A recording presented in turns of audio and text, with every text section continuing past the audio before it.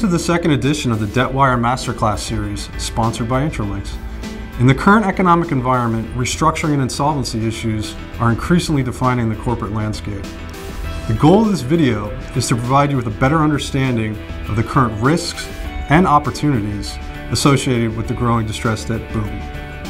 Following our recent European video, today we have assembled a distinguished panel in New York to help define the golden rules of restructuring.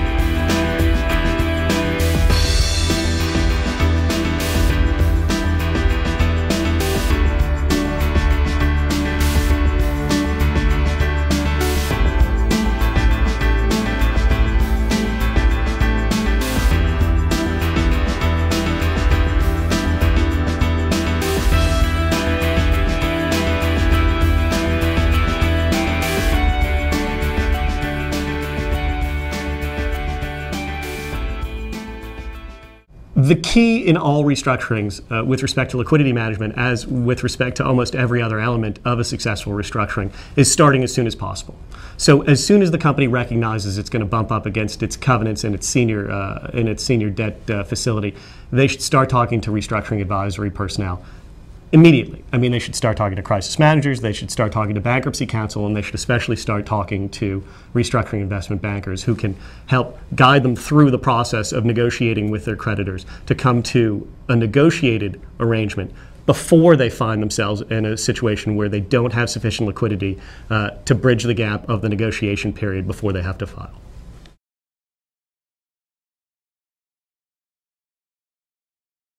Having been a workout banker for many years, I can tell you that the credibility that management establishes with its senior creditors out of the box will buy them a great deal of flexibility from the senior lender group.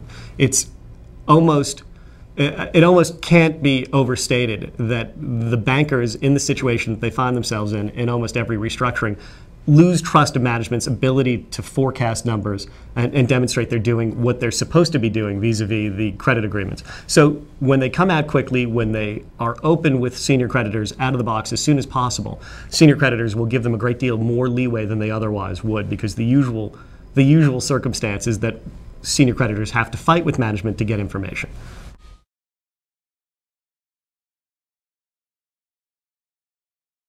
In my experience, companies usually expect to grow out of their restructuring problems. They usually, most management teams that aren't restructuring management professionals think about top line first. That's the basis of the management thesis. It's the way that companies grow their businesses, and it makes a great deal of sense. In the restructuring environment, however, top line really is secondary. You want to stabilize top line, and then you want to start taking costs out while you negotiate with your creditors. I think the mistake that many management teams make is that they can grow their way out of where they find themselves from a restructuring perspective. And that's almost invariably not going to work. It's not going to satisfy creditors, it's not going to get them where they need to be in a short enough period, and they'll usually burn through whatever liquidity cushion they would have otherwise had while they were chasing that windmill, as it were.